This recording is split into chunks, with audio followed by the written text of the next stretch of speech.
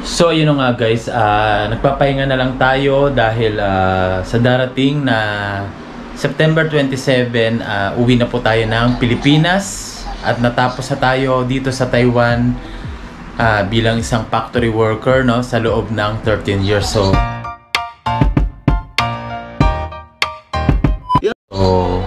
kaya ayan, natapos na rin namin yung paglalagay ng mga ibang gamit ko dyan sa box. At syempre yung mga pasalubong sa aking mga anak, no? Syempre at magagamit sa bahay. Kaya naka-ready na rin ang aking maleta. So hindi ko pa nalalagay yung ibang mga gamit ko. At syempre naiayos na rin namin yung iba. Yan, nakalagay na rito yung mga dadalhin, no? Para pag uwi ko, madala ko na lahat ng mga gamit.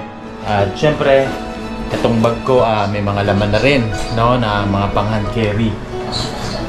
So, at syempre, yun nga, nilaban ko na rin yung mga tsinelas ko. Ito, mga ginagamit ko pagpasok sa trabaho rito. Yan, nalaban ko na yung mga yan, no? At yung mga iba pang mga gamit ko. So, na-prepare na rin namin, no? So, yung mga iuwian sa Pilipinas. Yan.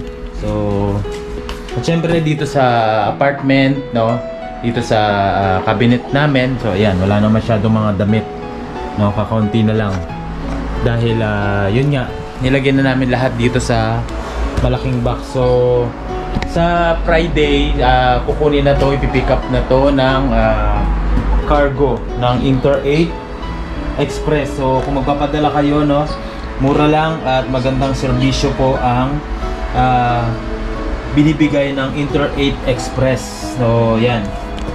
At yun nga, nandito na lahat ng mga gamit namin at konti na lang yun nandito sa apartment. Yun na nga, no, nandito rin yung mga, ito yung bola ko na ginagamit sa basketball, no, ayan. Siyempre yung mga sapatos na pasalubong, yan, naka-ready na rin. At susutin nating sapatos. So ayan, naka-ready na siya at ready na rin tayong umuwi ng Pilipinas, no, after 13 years. So sa 13 years ko naman, nakakapagbakasyon naman ako ng Pilipinas at yung mga anak namin nakakapagbakasyon din dito every year. So ganun ginagawa namin para hindi kami ma-homesick or syempre mamimiss namin yung pamilya namin, no?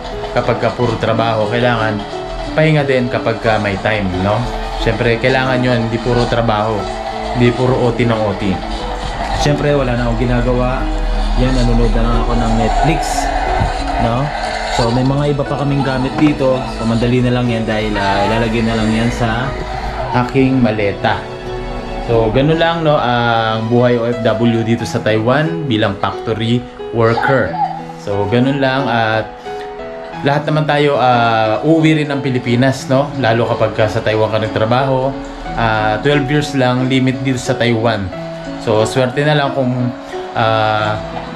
bigyan ka na nila ng permanent residence, pero depende po yan sa company or sa employer. Kaya swerte yan lang din. Syempre yan, ayos na rin yung mga ibang dadaling ko yan sa asawa ko, no, dadaling ko yung mga yan. Yun nga. So hanggang dito na lang mga guys. Kita-kits sa my next videos and God bless.